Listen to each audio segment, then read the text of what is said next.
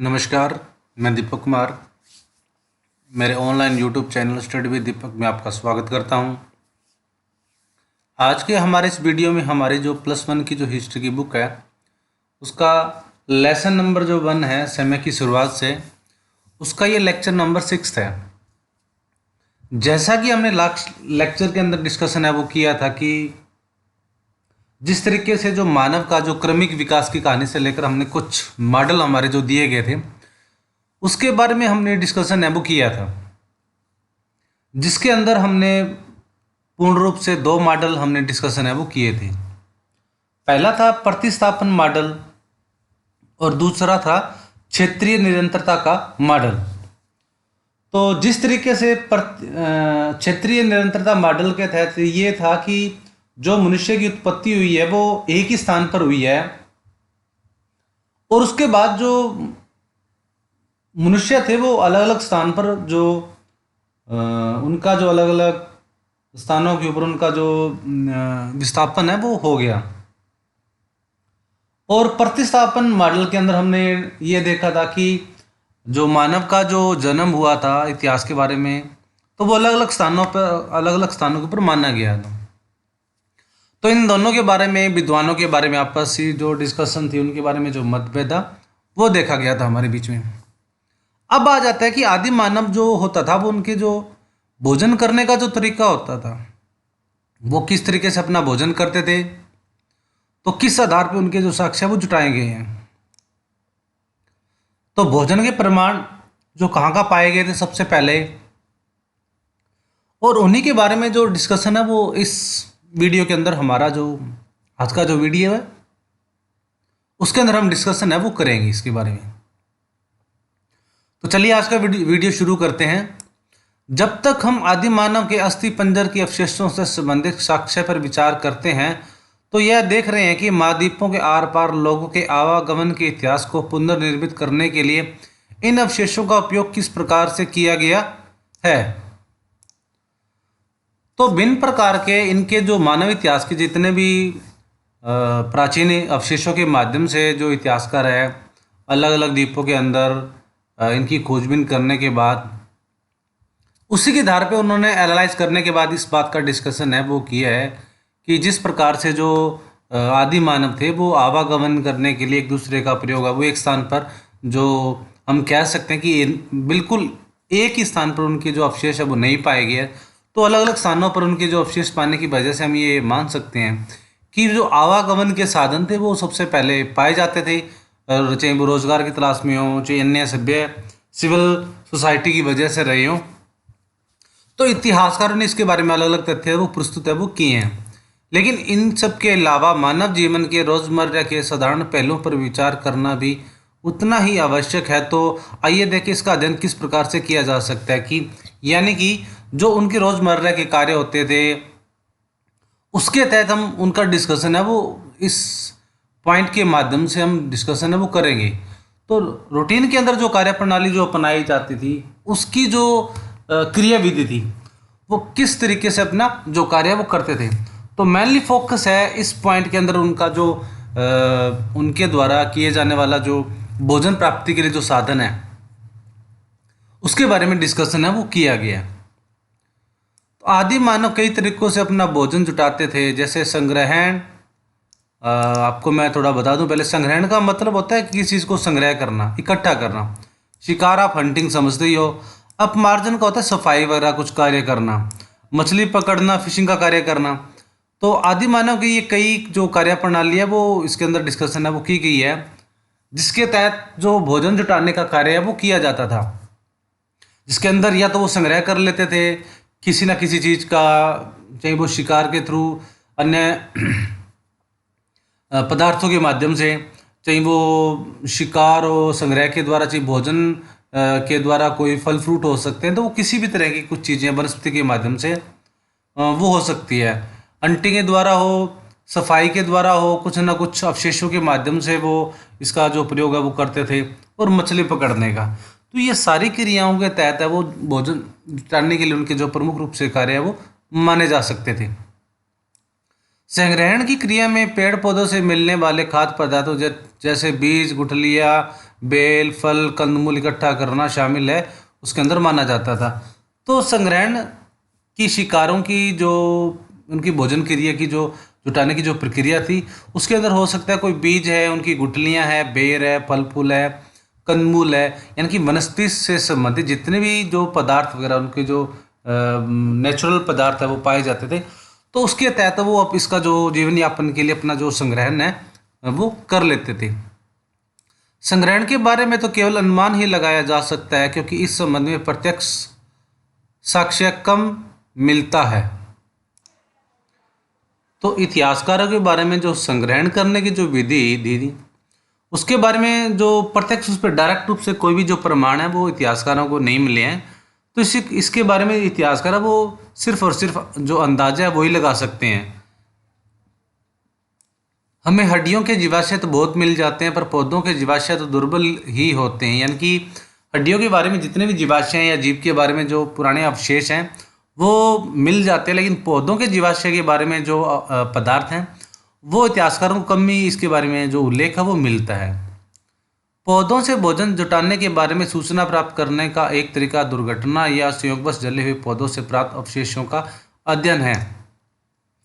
यानी कि पौधों से ये जो भोजन प्राप्त करने का जो तरीका है वो संयोगवश ही जिसके जो अवशेष हैं वो उनके बारे में जो अध्ययन है वो रेयरली इनके बारे में जो इसके बारे में जो अवशेष है वो इस प्रक्रिया के बारे में मिलते हैं। इस प्रक्रिया में कार्बीकरण हो जाता है और इस रूप में जैविक पदार्थ लंबे अरसे तक सुरक्षित है वो रह सकते हैं। तो इसकी प्रक्रिया के तहत क्या होता है कि ये जो पदार्थ है वो नीचे धरती के अंदर दबने के बाद काफ़ी लॉन्ग टाइम के बाद ये सुरक्षित है वो रह सकते हैं। लेकिन अभी तक पुरातात्विदों को उतने पुराने ज़माने के संबंध में कार्बनिक बीजों के साक्ष्य है वो नहीं मिले हैं। तो इस संग्रहण विधि के बारे में जो विद्वानों के बारे में जो कार्बनिक जो बीज हैं उनके बारे में जो साक्ष्य हैं, तो जो उनके बारे में जो पुख्ता सबूत हैं इतिहासकारों के बारे में, इसके बारे में अच्छे ढंग से जो अध्ययन है जो अवशेष है वो अभी तक इनको प्राप्त है वो नहीं हुए हैं। हाल ही के वर्षों में शिकार शब्द विद्वानों के लिए चर्चा का विषय बना रहा है। अब यह आधिकारिक रूप से यह सुझाव दिया जाने लगा है कि आदिकालीन होमोनिड अपमार्जन या रसदखोरी के द्वारा उन जानवरों की लाशों से मांस मज्जा खुरच कर निकालने लगे जो जानवर अपने आप मर जाते थे या किन्हीं हिंसक जानवरों द्वारा मार दिए जाते थे। अब जो दूसरा जो जो संग्रहण करने की जो विधि थी इनकी भोजन प्राप्त करने की आदि मानव के अंदर, वो शिकार के बारे में विद्वान है उसके बारे में चर्चा है वो कर रहे हैं। तो इसके बारे में ऑफिशियल जो सुझाव है वो दिया जाता है कि ये जो शिकार करने की जो विधि होती थी वो भोजन करने से संबंधित होती थी। इसके अंदर ये रसदखोरी जो शब्द आया है, जिसके अंदर जो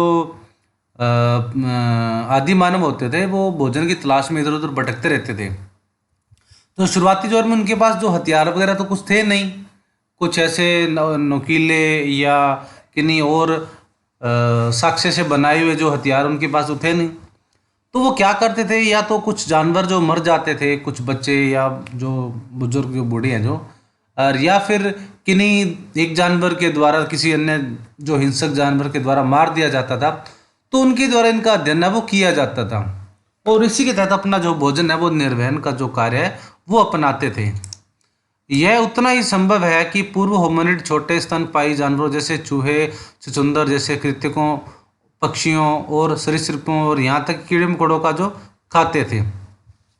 स्तनपायी जानवर वे होते हैं जो अपने बच्चों को दूध देकर उनका जो पालन पोषण है वो करते हैं। तो होमिनिड जो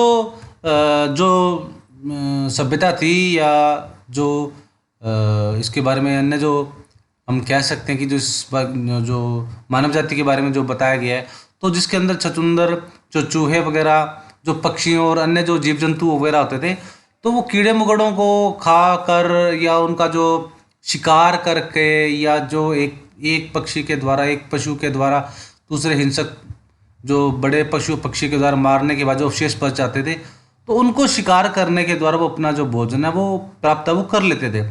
तो इस तरीके से वो अपना भोजन प्राप्ति करने का जो तरीका था उनका मुख्य तौर पर वो शिकार करने के लिए माना जाता था, जिसके अंदर ये सुझाव है वो दिए गए। इतिहासकारों का इस तरीके से मानना है। अब आ जाता है जो शिकार करने के जो सबूत है वो पहले जो अवशेष के बारे में कुछ अंदाज़ा जो लगाया जाता है वो कहाँ इनका जो अंदाज़ा है वो लगाया जाता है उसके बारे में हम देखेंगे। शिकार शायद बाद में शुरू हुआ लगभग 5 लाख साल पहले। अगर बात की जाती है तो लगभग 5 साल पहले के बारे में इसके बारे में कुछ जो इतिहासकारों को जो अवशेष है उसके बारे में कुछ पता चलता है। योजनाबद्ध तरीके से सोच समझकर बड़े स्तनपायी जानवरों का शिकार और उनका वध करने का सबसे पुराना जो स्पष्ट साक्ष्य है वो तो 2 स्थलों से प्राप्त होते हैं। यानी कि प्लानिंग रूप से अगर जब ये जो आदिम मानव थे जब ये शिकार करने लगे थे तो इसके बारे में सबसे बड़े जो साक्ष्य के बारे में जो उल्लेख मिलता है तो उसके बारे में 2 जगह के बारे में जो उल्लेख है वो पाया जाता है। कौन से हैं? सबसे पहले दक्षिणी इंग्लैंड में बक्सा ग्रोव के अंदर 5 लाख साल पहले का, यानी कि सबसे पहला जो उल्लेख मिलता है वो दक्षिणी इंग्लैंड के अंदर जो बक्सा ग्रोव जो जगह है उसके अंदर इसका उल्लेख मिलता है, लगभग 5 लाख साल पहले की बात है। और दूसरा जो मिलता है वो जर्मनी में शोनिंजन लगभग 4 लाख साल पहले का। तो ये 2 जगह का उल्लेख है वो जिसके अंदर इनके शिकार के बारे में पता चलता है। एक दक्षिणी इंग्लैंड के अंदर जहाँ बक्सा ग्रोव जगह है और दूसरा जर्मनी के अंदर जो शोनिंजन जगह है जहाँ पर 4 लाख साल पहले का जो उल्लेख है वो यहाँ पर पाया जाता है। मछली पकड़ना भी भोजन प्राप्त करने का एक महत्वपूर्ण तरीका है वो माना जाता है। इतिहासकारों के लिए इसके बारे में अन्य उल्लेख किया गया है कि जो मछली पकड़ने का जो कार्य था आदि मानव के अंदर भोजन प्राप्ति करने का एक अन्य तरीका था। अनेक खोज स्थलों से मछली की हड्डियां मिलने से ये पता चलता है। इसके बारे में अलग अलग स्थानों से जो इनके जो अवशेष मिले हैं, मछली पकड़ने के जो अवशेष मिले हैं, इनकी हड्डियों के माध्यम से इनका बारे में पता है वो चलता है। लगभग 35,000 वर्ष पूर्व मानव के योजनाबद्ध तरीके से शिकार करने का साक्ष्य कुछ यूरोपीय खोज स्थानों से मिलता है। तो लगभग जो 35,000 वर्ष पहले जो इसके बारे में आदि मानव के बारे में जो योजनाबद्ध तरीके से प्लानिंग करने के लिए इनके बारे में कुछ यूरोपीय स्थानों से जो जगह है, यूरोप के अन्य स्थानों से जो जगह पाई गई है उन स्थानों से जो इनके जो साक्ष्य है वो मिले हैं। ऐसा प्रतीत होता है कि पूर्व मानव के कुछ ऐसे स्थल जैसे नदी के पास दोलनी वेस्टोनाइस को सोच समझकर शिकार के लिए चुना है वो जाता था। तो इसी से संबंधित एक जगह का नाम है जो दोलनी वेस्टोनाइस है।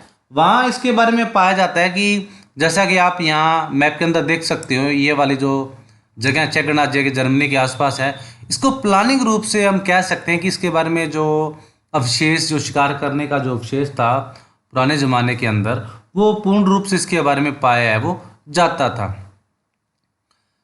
और रेंडियर और घोड़ा जैसे स्थान बदलने वाले जानवरों के झुंड पतझड़ और बसंत के मौसम में संभवतः उस नदी के पार जाते थे और तब तक उनका बड़े पैमाने पर शिकार किया जाता था। इसी के संदर्भ में रेंडियर और जो घोड़ा जो स्थान बदलने के जानवर के जो झुंड थे वो पतझड़ और बसंत ऋतु के आसपास नदी को पार करने के लिए इनका प्रयोग है वो किया जाता था, क्योंकि वहाँ हो सकता है पानी के बहाव की वजह से जो पानी आने की वजह से जो इसको पार करना जो उचित नहीं हो पाता था आदि मानव से, तो इसलिए घोड़ों और जानवरों की वजह से वो नदी पार करते थे और बड़े पैमाने पर इस जगह पर बड़े पैमाने के ऊपर इस स्थान के ऊपर जो शिकार है वो किया है वो जाता था।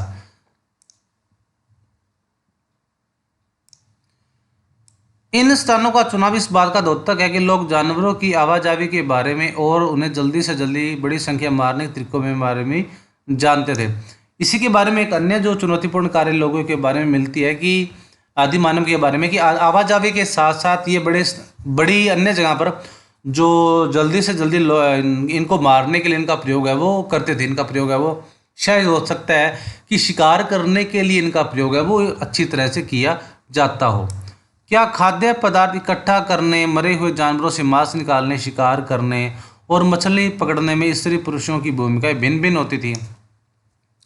अब ये इतिहासकारों के बारे में एक और पॉइंट इसके बारे में आदि मानव के बारे में एक बड़ी दिलचस्प बात आ जाती है कि जिस तरीके से जो खाद्य पदार्थ इकट्ठा करते थे, चाहे वो मरे हुए जानवरों से करते थे, चाहे शिकार करके करते थे, मछली पकड़ने से करते थे। तो उनके अंदर जो महिलाओं और पुरुषों की जो भूमिकाएं होती थी वो क्या होती थी? क्या सिर्फ शिकार करने की जो पद्धति थी वो पुरुषों के द्वारा की जाती थी? क्या सिर्फ महिलाओं के द्वारा की जाती थी, या फिर इकट्ठी इस भूमिका को जो जो निर्वाह था वो किया जाता था? यानी कि एक्टिव रूप से महिलाएं और पुरुष जो पार्टिसिपेट करते थे वो किस तरीके से करते थे? या अकेले करते थे, या अलग अलग करते थे, या फिर महिला प्रधान जो समाज था वो था, या पुरुषों के द्वारा इसके बारे में जो शिकार करने की जो पद्धति थी वो अपनाई जाती थी? तो इसके बारे में कोई वस्तुतः मुख्य रूप से इतिहासकारों के बारे में इसके बारे में कुछ विशेष जानकारी है वो नहीं है। वस्तुतः इस संबंध में हमारे पास कोई जानकारी है वो नहीं है, यानी कि इसके बारे में कोई उल्लेख है वो कहीं भी इसके बारे में वर्णन है वो नहीं किया गया। आज भी ऐसे समाज है जो शिकार और संग्रहण के बल पर अपना भरण पोषण करते हैं। इनमें स्त्री पुरुष विभिन्न क्रियाकलाप संपन्न करते हैं, लेकिन जैसा कि हम इस अध्याय के प्रवृत्ति अनुभागों में देखेंगे कि अतीत के साथ सदैव समानांतर तुलनाएं सुलझाना संभव नहीं था। यानी कि जिस तरीके से आज भी अन्य समाज के तहत या हम जो अनेक सभ्यता या समाज के अंदर ये जो शिकार करने की जो पद्धति है वो अपनाई जाती थी अभी अभी, और उन्हीं के द्वारा जो स्त्री और पुरुष के द्वारा जो ये क्रियाकलाप है शिकार करने की जो पद्धति है वो अलग अलग तरीक़ों से संपन्न की जाती है। तो इसके बारे में जो अन्य तुलनाओं के संदर्भ में जो आगे इसके बारे में अच्छे डिटेल से बताया गया है, जो आगे चैप्टर में दिया गया है, उसके बारे में हम वो पढ़ेंगे। तो आज का लेक्चर बस इतना ही। मिलते हैं अगले वीडियो में एक नए लेक्चर के साथ। लेकिन जाने से पहले जो मेरा वीडियो पहली बार देख रहे हैं, अगर पसंद आए तो लाइक करें, इसे शेयर करें। अगर अभी तक आपने सब्सक्राइब नहीं किया मेरे चैनल को स्टडी विद दीपक को, तो इसे सब्सक्राइब कर लें और दिए गए बेल आइकन को क्लिक कर लें, ताकि जो भी नोटिफिकेशन आपके जो वीडियो आपको अपलोड हो उसका नोटिफिकेशन आपको मिलता रहे। तो मेरे द्वारा चैनल के द्वारा जितने भी आप प्लेलिस्ट में जाके आप 10th की SST और +1 और +2 की हिस्ट्री और पॉलिटिकल के जो वीडियो है वो प्लेलिस्ट में जाकर अलग सब्जेक्ट वाइज जब वो देख सकते हो। तो आशा करता हूँ मेरे द्वारा ये किया गया कार्य है जो आपको पसंद आ रहा होगा, और आप अन्य बच्चों को जो ये मेरा जो चैनल है वो सब्सक्राइब करवा सकते हो, ताकि वो अपनी स्टडी है वो कंटिन्यू रख सकते हैं। तो मिलते हैं अगले वीडियो में एक नए लेक्चर के साथ। तब तक stay home, stay safe and be positive.